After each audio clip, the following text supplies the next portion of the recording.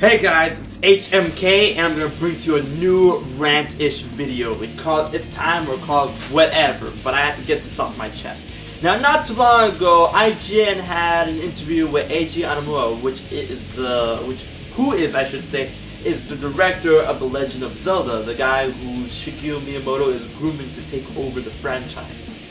You know, he stated something very, very, very weird to me, but I'm kind of conflicted on it, but that's not the true callous on why I'm raging right now. The thing is, he says that the reason why he created the changes in Link Between Worlds, which is an amazing game, is due to the negative fan feedback from Skyward Sword.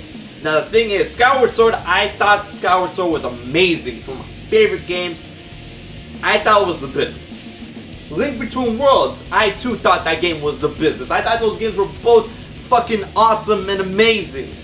Now the thing is, what he's saying about why people complain about Skyward Sword, which are fucking scrubs, is like, oh, I check the forums of the Zelda forums of the Zelda community every now and again to see what people want. First, when he said developing Skyward Sword, he said he was on the internet seeing the comments people made about the Zelda franchise. People started to get bored with Zelda, so that's why he decided to change things up in Skyward Sword. Because as you would think, Skyward Sword is different from the traditional Zelda formula. You know, you go back, you go forward, taking pages out of the Metroid formula. But as a side effect, the game was very linear. Now, of course, people complain about the Zelda franchise on and on and on and on. Fucking Zelda scrubs want to complain. They don't know what they fucking want. They said, like, oh, Skyward Sword was too linear. Well, you guys were complaining about the fucking Zelda formula in the first place. I thought it had the right vibes, because when it comes to Zelda, these guys create magic. They push back games, fucking so be it. Now, taking that into consideration, he used that feedback in order to create a Link Between Worlds, in order to change up the formula, to take out linearity, and to broaden the scope, allow us to explore and get secrets from a Link Between Worlds, which was awesome. I'm not complaining about the changes of all. I'm complaining that fucking it takes scrubs, Zelda scrubs like this, like people who's like, oh yeah, it's too linear, we are complaining, blah blah blah blah blah. The thing is with Skyward Sword, alright, yes, it was linear, but it wasn't easy in my perspective. The puzzles were a good breath of fresh air, you know, because when going to Skyward Sword, because when you play Twilight Princess or Wind Waker with the experience of Ocarina of Time, you expect some puzzles to be repeated.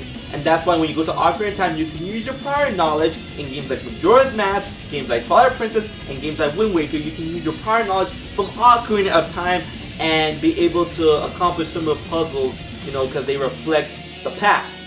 This time around, Skyward Sword, if you use that kind of knowledge, you're gonna get lost. Because Skyward Sword challenged that. Skyward Sword brought different puzzles. Skyward Sword brought new puzzles. It was just awesome.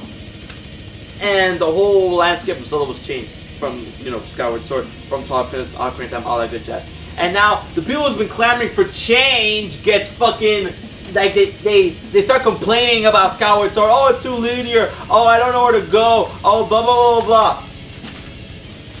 Are you fucking kidding me?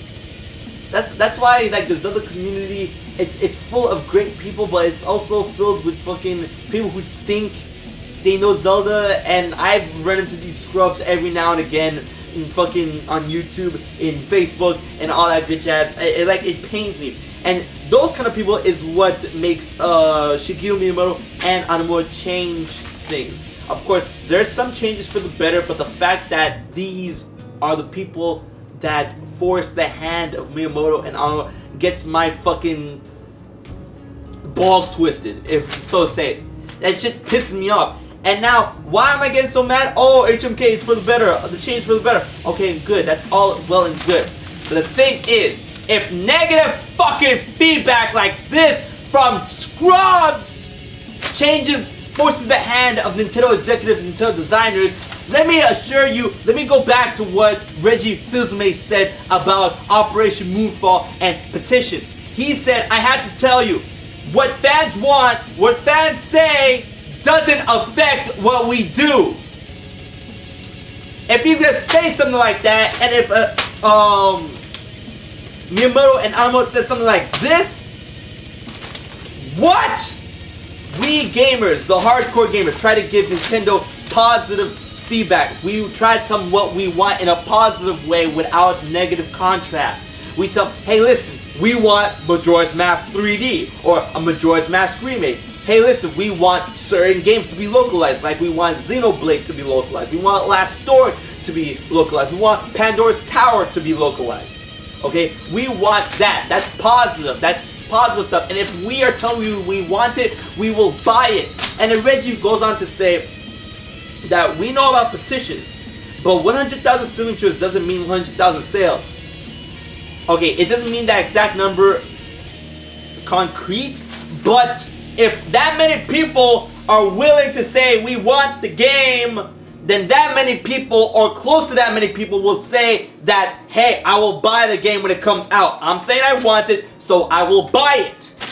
What the fuck? What the thing I'm driving at, guys, if you guys missed it in translation, Nintendo says that they're not taking fan feedback in a positive way, especially when it comes to like Wii U redirect, Nintendo redirect, what Shokyo did. When they say we don't take fan feedback, and when they're using examples, positive examples of what we want in games or what we want for games, they don't take that into consideration. That doesn't affect what we do. And then saying something like this, when people complain about Skyward Sword, that is why we changed this in Zelda games. Do you see where I'm driving at? Nintendo, what the heck? Alright, and of course, you know, I'm the biggest advocate and I'm the biggest detractor of certain things Nintendo does. But, like, in the grand scope of things, Nintendo does seem to get things right in the grand scope of things. But it's these little missteps that kind of bother me when you go out and say something and contradict yourself afterwards. Now I know these are two different people. There's Nintendo of America versus Nintendo of Japan, all that good jazz, but Nintendo needs to find some unity. And Nintendo needs to fucking do something about the Wii U. But that's for a different time. What I'm talking about now is the message that they're giving us, which is what?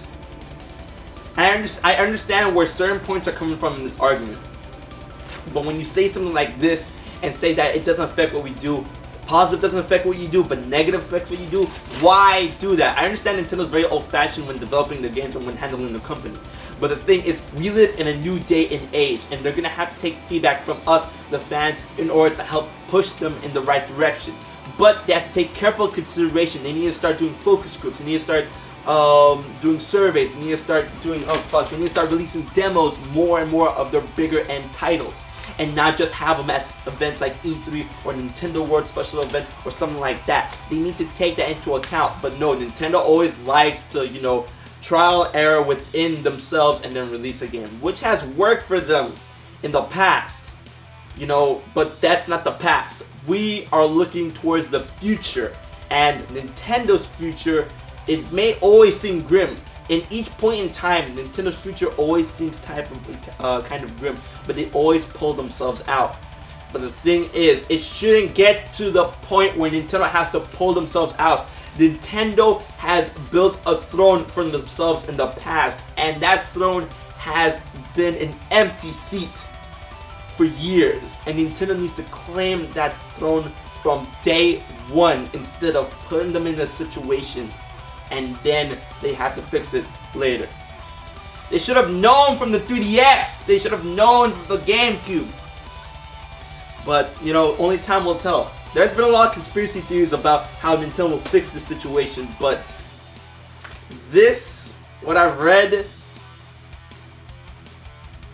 what? Are you fucking kidding me? But that's the thing about Nintendo, about Zelda, and I'm just looking forward to E3 to see what they do. And I swear to God, they better not skip E3 main stage again like they did last year. Alright? They need to take to the stage and bring the big guns. Because, you know, Xbox and PlayStation, they're weak points right now because they hardly have any games. So, Nintendo, you know what to do. So, until next time, it will be time. And until the next video on Nintendo or anything else that just pisses me off, that is not right within the game community, I've been HMK. Stay hectic, Hectic Force, and I'll check you guys later.